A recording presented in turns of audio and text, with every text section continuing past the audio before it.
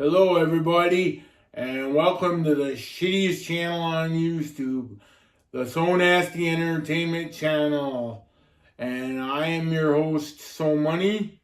And I am the Krayzee Krittik, also known as Darth Nasty. And together we're So Nasty. So Nasty. And this is what episode are we on? I think this is the 4th episode, and I noticed that you're rocking a new hairstyle today. Yep. I got a little faux hawk thing going. Almost makes you look like a mobster. Rock star, De Niro, taxi driver. Yeah. Yep. I'm changing it up. Goes good with my glasses. And I also noticed you're not wearing your back brace now. Yeah, for those of you who have been following along, I've had a back brace on, but now I get to start taking it off. So, Feeney, you should have signed that contract. Yeah. For those of you who don't know, he had a seizure a few weeks ago, and he's got to wear a back brace because he messed up his back. But things are going well with that, and I've been losing weight. I've been working out and eating, watching my calorie intake, and that's all going good too. And I could start working out again in probably about 3 weeks. That's awesome, man. Where I got to start easing back into it. We'll have to. For now, I can walk. We'll have to work out together. We'll have to do a video where we're showing off our workouts. Yeah, I'll try to put progress reports of how I'm doing. But I feel pretty good. I was in pretty good shape before this hit. So I think I'll be recovered from the back. It's the seizure stuff that's going to be more long term. Yeah. Well, working out's part of why I got this, because, you want a new body, new hairstyle, makes you feel like the rock star. I want to feel like a rock star. I want to get a tattoo here. It says So Money. So, yeah, it's coming. Yeah, so life is good. Life's been good. I've found a lot of free time on my hands lately. For those of you who do follow the channel or don't, we just dropped a video, or I did, where I expose how Mr. Feeney from Boy Meets World is the behind-the-scenes Hollywood godfather who sabotaged... Boy Meets World, Mr. Feeney. He sabotaged the Saved by the Bell cast careers after Saved by the Bell. And did you notice that the Saved by the Bell cast, they all say they didn't get a good deal on the show? Yeah. I think that's a coincidence. It could be. Feeney, he had connections. He was Kit from Knight Rider, And if you notice that Zach Morris was on NYPD Blue when it got canceled, he was on NYPD Blue, and he's the reason it got canceled. Well, a lot of times when a show is running its course, they'll add a new actor or, to try and boost the ratings. And so, the Brady Bunch had Cousin Oliver. So with him, maybe that's why they added Zach Morris. And then just like Saved by the Bell had the Tori character. That character made no sense with the show. They could have done without that character altogether. Yeah, she was like the tough, girl with the leather jacket and stuff. And I heard they filmed the final graduation episode. Then they ordered more episodes and they couldn't get Jesse and Kelly back. That's why they needed Tori, something like that. They couldn't finish out the show, at least. But then the weirdest part about that is Kelly's back on the college years. Yeah, they come back on the college years. Then they rebooted the show for the Peacock, and that didn't... Zach Morris was like the principal? Yeah, and they wouldn't let Screech on the show, because Screech was still alive. And did you know, I read some of Screech's book, which he claims it was the ghostwriter that embellished the stuff. Because he says Zach and AC Slater in real life were on steroids in that book. They were doing steroids because they would come back bigger the next year for filming. I don't know if that's anything to do with steroids or if that's called puberty. Yeah, they were teenagers. I think Mario Lopez was a year older than Mark Paul Gosselaar. So it makes sense that Mark Paul Gosselaar suddenly got a little bigger. It's called puberty. Yeah, and Screech was always scrawny, but He was cool though. You know, he I think he got the short end of the stick. You know, because they apparently they treated him like crap. And I don't know if I think a lot of it was probably in his head. yeah, but that's true too.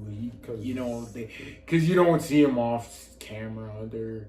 But he was living in Wisconsin for a while. Yeah. Port Washington, Wisconsin. When you're at that age, when you're teenagers, you're like the most insecure in your whole life. Yeah, and he was a little younger. So like, that's part of why awkward phase. Like, he kind of, in a way, even though it was unintentional, he brought it on himself in a way because he lied about his age to get on the show. Did you know? And then he did a porno movie called Screeched.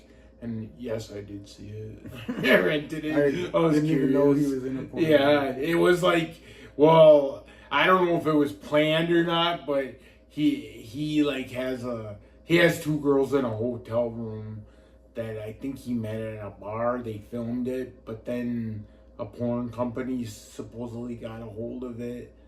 But you know, it's one of those like supposed leaked pornos, but it could have been just put out by him for publicity. But that's kind of funny, and he did stand up too. So he did a lot of stuff. And he was on the New Class. Saved by the Bell, the New Class. Yeah. He was only 16 when they filmed the college year. Yeah. Like, yeah, he was younger. He lied about his age, and then he was on the Good Morning Miss Bliss. That was the original Saved by the Bell. And they had Mikey was the original AC Slater. Yeah, he looked. They had the curly hair. I never understood that because I would watch it on Saturdays and they would show episodes from that era, and I didn't understand like who are these different characters. The junior high episodes. And then they had Nikki instead of Kelly. They had Nikki and Lisa and Mikey. Shout out to Saved by the Bell, and I met Mr. Belding. Oh yeah, you have my only regret is I wish I would have had him do the laugh, but yeah. But at least you got the picture. Yeah. Mr. Belding, Dennis Hoskins. Yeah. Dennis Hodgkins, and then Mr. Feeney. Do you wish your high school would have been like Saved by the Bell or Boy Meets World? I wish your high school experience. I wish it would have been like the Wonder Years. The Wonder Years. Like, because I have the voice in my head like Fred Savage. We all have that voice. The narrator. I know, it's like him and as an adult, and then the show The Goldbergs does the same thing with it's Spence doing the voice, and then they have an episode with the Wonder Years dad on it. Yeah, he was on. I saw part of that episode. He was the judge on one of those episodes. The dad from the Wonder Years on some show. I forgot. Oh yeah. And he played Vincent Lombardi in a play. I remember. Yeah, the Dan Lauria.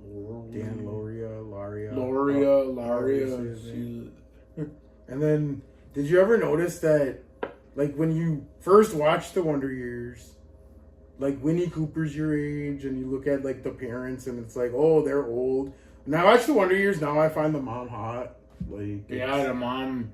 Yeah, she was. The older characters have become hot now. Yeah. Like, I mean. Anyway, Winnie, she got hot. She, like, as an adult. Because she started putting out these math books for girls. Wasn't she doing Lifetime movies? Yeah, for like probably. Yeah, they all do those Lifetime movies. Some cheesy chick flick. Lifetime Hallmark or whatever. Yeah, Hallmark Channel. That's what I'm thinking of. Not Lifetime. They all do. Her and the Party of Five girl did a lot of Lacey Corbett. And there was a lot of people that showed up on Saved by the Bell too. Like that guy from Party of Five was on it, and was that Scott Wolf or whatever. Oh yeah, I think he was on a few episodes. And then Tori Spelling played Violet. She was on a few episodes. And she gave And Screech a girlfriend. Screech is on a Wonder Years episode in the background. Oh, yeah. In the gym class. And so is Ben Savage. He puts the note in Winnie's locker for Kevin Arnold. Yeah, Ben Savage. And then Kevin Arnold is on Boy Meets World. He plays a guy harassing Topanga. The teacher. He plays the professor that harasses Topanga. And he's in that movie, The Last Run, where he becomes a sex addict. He's just the sexinator in there. Yeah. Instead of a Terminator, he's the sexinator. Yeah, it's a really good movie. He breaks up with his girlfriend of 3 years because she's been cheating on him. And his friend tries to help him through it in the movie and tells him to go out and have sex with a bunch of girls to get over her. But then he becomes a sex addict. It's a great movie. And I can't... Something about the movie doesn't compute in my head because the narrator needs to accompany Fred Savage, so it's just kind of a mindfuck for me when it doesn't. Yeah, Daniel Stern. Yeah, Marv from Home Alone. What are you talking about? Marv. Freaking Marv from Home Alone. Yeah, is the narrator. The best narrator, the better narrator than Feeney was for Knight Rider. That's for sure. Oh, yeah. Like, that's why Feeney didn't like Kevin Arnold, because he had the better narrator. Did you know when I was a kid, I got to sit in the kit car at a car show? It was at a car show, The World of Wheels. No, I and didn't. I have the picture, and probably would have to look for it at my parents'. And I think it might be, I don't know if it was the original car from the show, because I'm sure they had a few of them. But, yeah, I loved how he could sleep in that car. He could just put it on autopilot and take a nap. And how long ago was that show made? We still don't have cars like that, by the way. Yeah. Not quite like that. Well, they tried with the taxi cars, but I'm not getting in no damn car where there's not a real driver. That's creepy. I think it's creepy, but also I think it's... Well, you might not have a choice in it. It's not... Yeah, I know. Just like I didn't have a choice. No one consulted me about self-checkouts. Yeah, that's another thing. Don't even get me started on self-checkouts. For number one, rant on that. I got into a debate with my cousin who works at Walmart, who's buying the company line. Oh, they're not. It's a convenience for the customers. And I'm trying to tell her, the back end is you lose your job. Yeah. Oh, no. It's a convenience. But the more self-checkouts they put in, the less workers are working at the checkouts. They don't do the math. Yeah. Now all of a sudden there's less jobs. So number one, self-checkout. If I got to scan my own items through Walmart or Meijer or Woodman's or whoever has self-checkouts, I should get a discount. I shouldn't have to pay full price for scanning my own items in. I also shouldn't have to deal with the self-checkout police looking at me like I stole something because you guys can't employ somebody to scan my items through. Exactly. Well, I once wanted an apple at Walmart, so I had to go in the self-checkout, but there's no, thing to scan it because it's an apple. No, you got to figure it out. And then you got to look it up. There's 20 different kinds of apples for me to choose from. They all look kind of the same. So I got so frustrated, I left it there and just walked out. Yeah, I mean, it was confusing, yeah. It's just one of those things where, they're taking services away without making it worth the customer's benefit. So, yeah, I know, it's and then they want to guilt you. Make sure you scan everything on the bottom of that card. There's this big message. It's why don't you pay someone to scan and then you don't got to worry about it? Then they got trying to put the that checkout person. They just kind of stand in there and trying to put that on us. I know. I mean, it's almost as bad as when you don't talk to people like a cashier. I prefer to talk. Hello, how was your day? I want a smiling face. I don't want to have to compete for my groceries. Sometimes you don't want to talk, but I don't want to have to compete for my groceries like we used to compete in video games. Put it that way. Oh yeah, speaking of video games, so you were a Super Nintendo guy Fuck yeah, Mario was so much better than Sonic. I mean, I was a Sega guy growing up. And then, even though I played, well, I had the regular Nintendo. First, I had the Atari. No, first I had a Pac-Man game. Then it was the Atari. And then I had Nintendo. Then it was Sega Genesis. And I was Sega Genesis. Aaron Smith had the old school Sega. Because I remember going to his house and playing oh, yeah. Like the old school. There was always, you ever notice from as a kid, there was always that one kid who had all the systems, like the ones you would read about in the magazines or see in the commercials, but nobody had, like the TurboGrafx 16. Remember that? No, I don't. I never actually played Neo it. Geo. Yeah, I never actually played it, but you always heard about that one kid who had it or something sometimes. Yeah, the Neo Geo. That system you could actually have a disc and go play games at the arcade and like finish it at home. If you had to like stop playing, you could finish it later at home on your Neo Geo. Supposedly it had some weird stuff. But yeah, and then there was the 3DO. Yeah. But the old Neo Geo and the 3DO, those were always the expensive systems. And I remember when I got my Sega Genesis, because I wanted to, the 16-bit. Even though I liked my Nintendo. The 16-bit graphics were the most coveted graphics. Yeah. They would make it like it was all about graphics, not how fun the game is. Yeah, Mega Man with their 16-bit graphics. But when I was trying to decide my 16-bit system, I didn't know if I should get the Super Nintendo or Sega Genesis. I mean, it was real stress as a kid. Like, which one do I want better? And I always liked Sega because it has the cool black design. I always thought it looked cooler, but I didn't know which one to get. Then I went to the toy store, KB Toys, which was a store in the mall back then for our young viewers. They sold toys and video games, which that's something that needs to come back.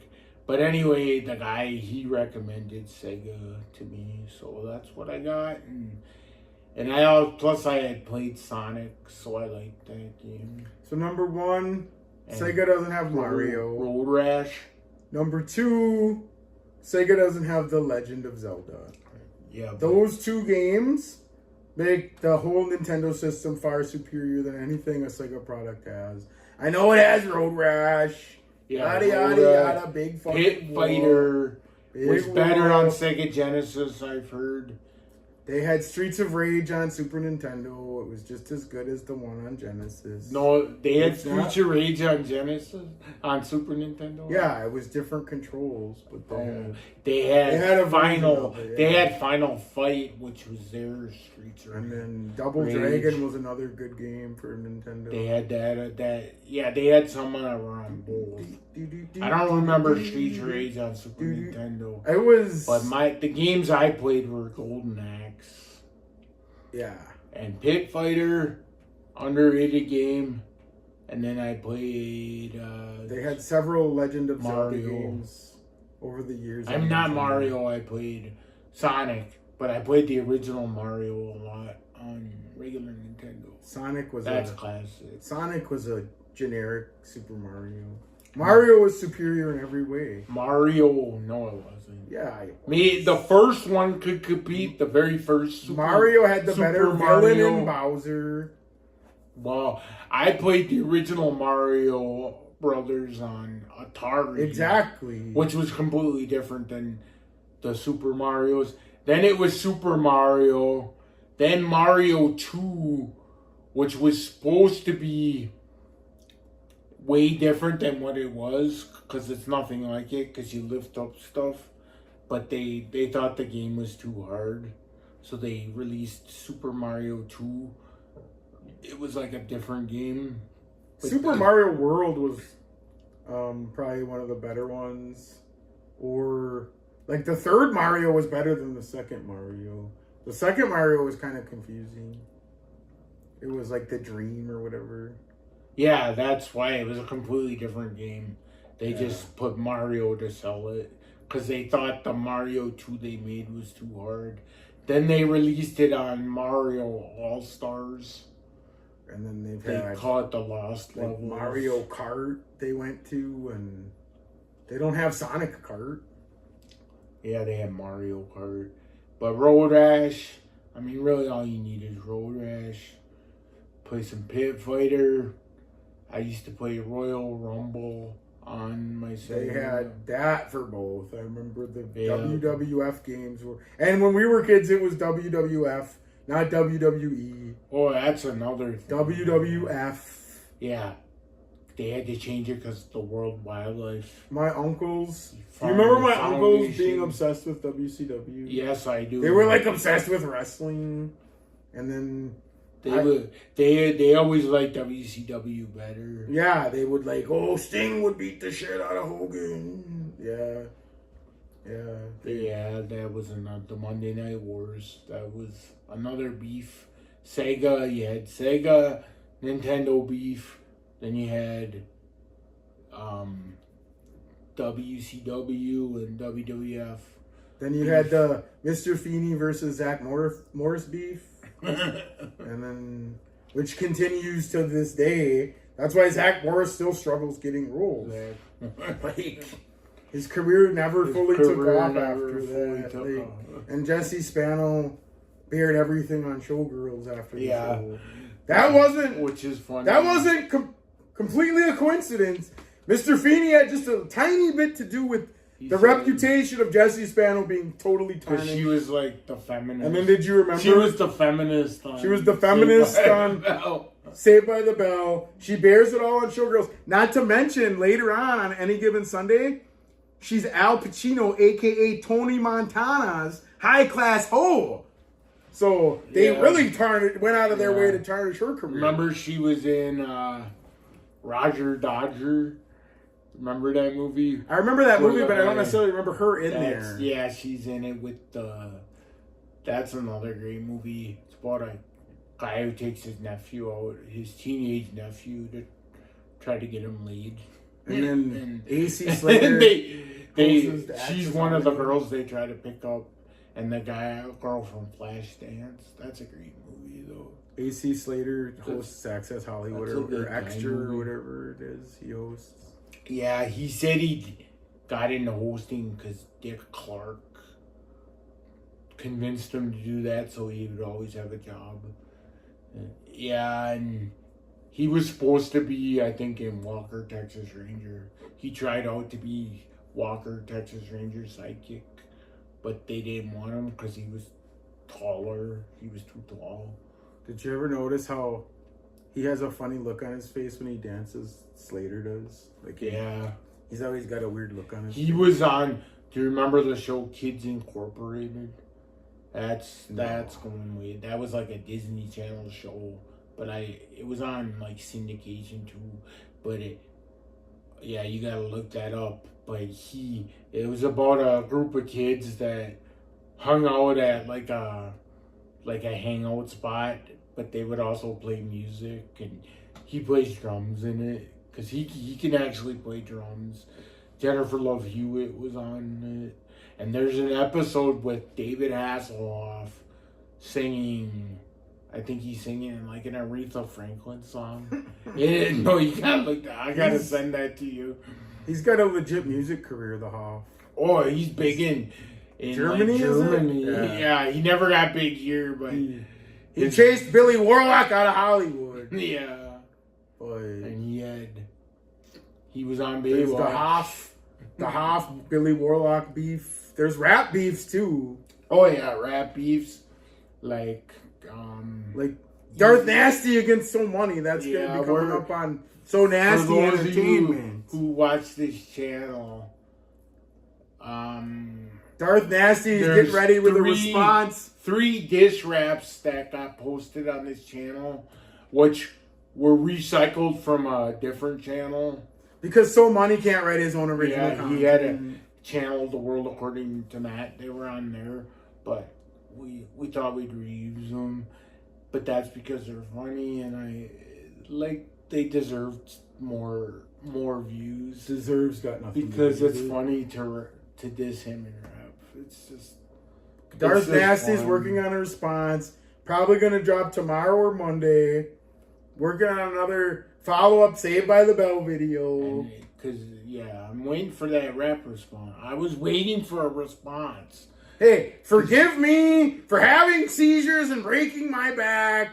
Forgive me for having health problems and not being able to respond quite yet. I'm not going to say that in the rap videos, but I'm not Hey, anything's fair game in the rap Anything's videos. fair. Yeah, It's all that fair is game. true. It's all fair game. Just get ready for the storm. Rap battle. Are you ready for the hurricane? Because it's coming via rap. Ready for the hurricane. Darth Nasty is going to drop it. I just got to rehearse it a little bit more. Yeah. This is going to be better than 50 Cent versus, who does he? Is it Nas? Yeah. Ja Rule. No, Is Ja it- Rule. Yeah, Ja Rule. He 50 had a Cent. beef with Ja Rule. It was Nas and Jay-Z. That's what it was. Nas and Jay-Z. That's right. But You're the rap beef Nas guy. and Jay-Z You're the rap beef got guy. along. This guy knows every rap beef. Let me list like the classic rap beefs.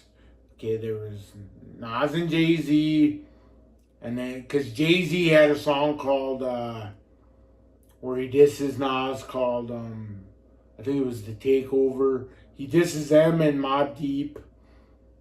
Then there was Tupac and Biggie. They had the beef. And then, because he has a song about Biggie, he also mentions Mobb Deep in the song.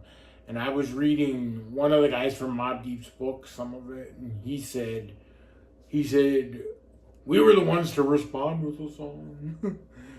Because Biggie, he didn't really respond, but but Mobb Deep did, so he had beef with them. Then there was LL Cool J and Ice-T had a beef. Because back in the day, now they don't beef. Like a lot of these beefs go away over the years. But they had a beef because, I don't know, a lot of people were dissing LL at the time. So he put out a song called To the Break of Dawn, dissing him and MC Hammer and who's the other one? Kumo D. And people used to think that the guy that sang Informer, Snow, was in Vanilla Ice. Oh, yeah. That was a rumor back in the day. That was a rumor, too. Snow. Yeah, he was like for those of you who don't know, he was a Jamaican-style rapper from Canada who was white. And he could rap. He had some flow, man. And he Vanilla Ice. I met Vanilla Ice, and he's awesome. He had some rap beefs with Eminem. Do you remember the song Mr. Window? Here, have $1. In fact, no, brother, man. Here, have $2. $2 means a snack to me, but it means a big deal to you. That's Arrested These folks have Development. got on you. Did you know the main rapper from that group? His name's Speech. He's from Milwaukee. That was one of my favorite. He's from Milwaukee, Wisconsin. That might be one of the more influential rap songs on my life. Yeah. They used to play it on WIXX. They had a song called Do you remember Mr. Window? Do you remember the song? Their other song they had was Tennessee. Not as much as Mr. But Window. he wrote that song because his grandma was from Tennessee, and they would go on summer vacations. The other from Milwaukee. song that drove my parents crazy was "Please Don't Go, Please Don't Go, God, Babe, I love you so." I forgot about that one. And I want you. My dad would come in. That song only has the same words. Please don't go. Like, that's the thing. No, that's the thing. If you want a hit song, you just gotta repeat, have a catchy chorus. It works. all right. So, Remember if you wanna, So Money's gonna be getting more into rap beefs on the channel, a little bit more in depth as time goes on. I'm gonna be working more on my Darth rap. Nasty's gonna be Because my rap working crew on a is response. And then we might do some stuff together, but we'll probably, since my flow is superior, we'll probably beef. Yeah. He knows more about rap, but I bring superior flow to the actual rap. We're gonna rap about me. But until next time. Peace out, Rabbit. Peace more out. Rap beefs to come. Thank you for watching the more show. Exposing Mr. Feeney. More talking about Saved by the Bell. And fuck every business that puts self-checkouts in.